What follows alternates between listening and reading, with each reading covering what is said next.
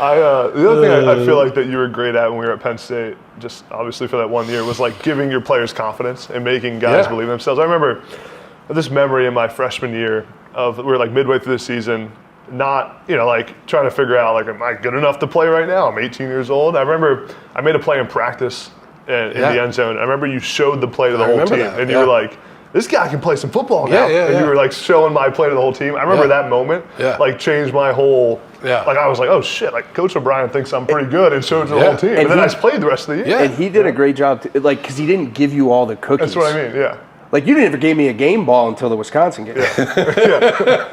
I'm serious. I know. But that's a great lesson, though. I know. But I'm saying you never. I probably should have given you more game balls than that. I got one. But there was a reason behind. There was a reason behind everything I did. Correct, and that's what I'm getting at. It's like you bust people's balls. You were brutally honest, but then when you felt that maybe mentally someone was going down in a tank and they were a good player and you believed in them, you always found a way to pick them up the right way, and that I think that's phenomenal, and that you really got to be a football guy to get that. Yeah, I appreciate that. Going back to AB, I mean the way it's, not to bring up a bad subject, but like it, relative to your playing career, it was, the only reason why you didn't play 10 years in the pros is because of your knee. Yeah. Because I remember watching you move and your movement skills when you first came to Penn State. I'm like, this guy's going to be All-American. This guy's going to have 80 catches a year. Remember, we had some good tight ends. Yeah. Jesse. Yeah. Kyle Carter. Remember Matt Lehman? Matt Lehman. It would have been, You. Phenomenal. And then you came, so I mean, we had some really good tight ends. And I just remember watching you. You had a way of,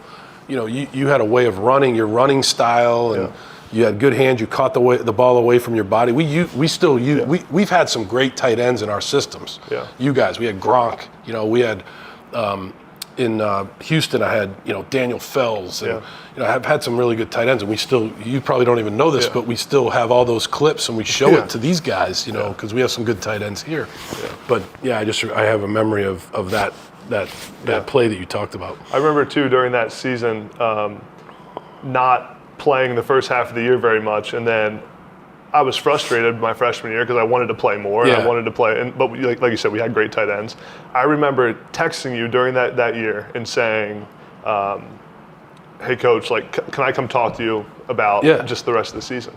And I remember I was expecting kind of to schedule a meeting. I remember you saying come up and pull me out of whatever meeting I'm in. Yeah. And I walk up and you were in some recruiting meeting, left right away, and we met for 30 minutes. And I always come back to that of how you dropped everything for some freshman tight end, and then we met, and you were you're not practicing very well. You got to be better in practice to be able to trust you. And then it kind of changed. Then I started the rest of the year, my freshman year, and you threw me those touchdowns at the end of the season, and it was you gave those soliloquies. And I gave the speeches. I always think about that though. If we won, it's a good lesson for that. I reminded myself you gotta show that you care, and the fact, if I wouldn't have maybe met with you at that time, that might have not happened. I might not have ended up starting the rest of the year. I'd play an F, and two, again, giving the opportunity to someone who needs the confidence, or here's how you can go do it.